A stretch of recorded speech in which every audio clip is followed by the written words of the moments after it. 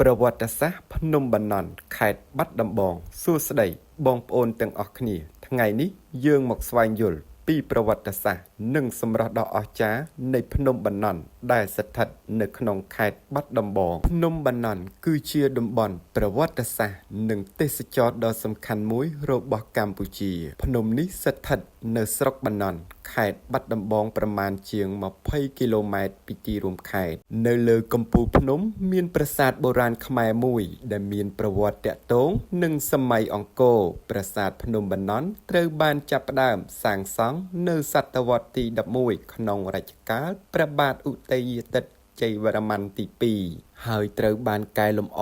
និងបន្តសាងសង់នៅសម័យព្រះបាទជ័យវរ្ម័នទី7នៅចុងសតវត្សទី12ប្រភពប្រវត្តិសាស្ត្របង្ហាញថាប្រាសាទនេះមានការផ្លាស់ប្ដូរតាក់ទងនឹងជំនឿសាសនាពីព្រហ្មញ្ញសាសនាទៅព្រះពុទ្ធសាសនាចំណុចពិសេសមួយរបស់ប្រាសាទគឺប្រាង្គចំនួន5ដែលរៀបចំជាទម្រង់ស្រដៀងនឹងប្រាសាទអង្គរវត្តដោយសារតែស្ថាបត្យកម្មនេះភ្នំបន្នន់តែងត្រូវបានអ្នកទេសចរប្រៀបធៀបទៅនឹងអង្គរវត្តតូចដើម្បីឡើងទៅដល់ប្រាសាទអ្នកទេសចរត្រូវឡើងតាមជណ្ដើរថ្មឡាតេរីតជាច្រើនរយកាំប្រភពផ្សេងរាយការណ៍ចំនួនកម្មខុសគ្នាប្រហែល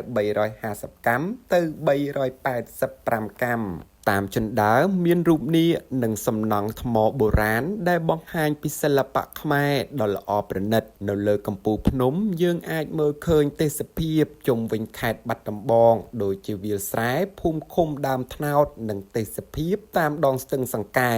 ទេសភាពពីលើភ្នំគឺជាចំណុចទាក់ទាញមួយសម្រាប់អ្នកមកទស្សនាក្រៅពីប្រាសាទភ្នំបន្នន់ក៏មានលក្ខណៈភូមិសាស្ត្រគួរឲ្យចាប់អារម្មណ៍ផងដែរការសិក្សាផ្នែកបុរាណវិទ្យានិងភូកភពសាស្ត្របានបង្ហាញថាតំបន់ភ្នំបន្នន់មានថ្មកំបោរនិងសំណង់ហ្វូស៊ីលដែលជាភស្តុតាងនៃប្រវត្តិធម្មជាតិដ៏យូរអន្លង់របស់តំបន់នេះសពថ្ងៃប្រាសាទភ្នំបន្នន់នៅតែជាទីកន្លែងប្រវត្តិសាស្ត្រសាសនានិងទេសចរណ៍ដ៏សំខាន់របស់ខេត្តបាត់ដំបងវាបង្ហាញឲ្យយើងឃើញពីភាពរុងរឿងនៃអរិយធម៌ខ្មែរនិងស្នាដៃស្ថាបត្យកម្មរបស់បុព្វបុរសខ្មែរដូច្នេះប្រសិនបើបងប្អូនមានឱកាសទៅខេត្តបាត់ដំបងកុំភ្លេចទៅទស្សនាភ្នំបន្នន់ដើម្បីស្វែងយល់ពីប្រវត្តិសាស្ត្រទស្សនាប្រាសាទបុរាណនិងរីករាយជាមួយទេសភាពដ៏ស្រស់ស្អាតសូមអរគុណបងប្អូនពុកម៉ែ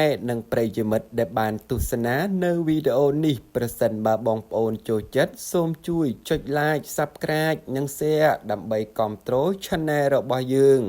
និងជួយផ្សព្វផ្សាយប្រវត្តិសាស្ត្រខ្មែរទៅកាន់សកលលោកនិងពិភពលោកមនុស្សជាច្រើនទៀតសូមអរគុណនិងសូមជម្រាបលា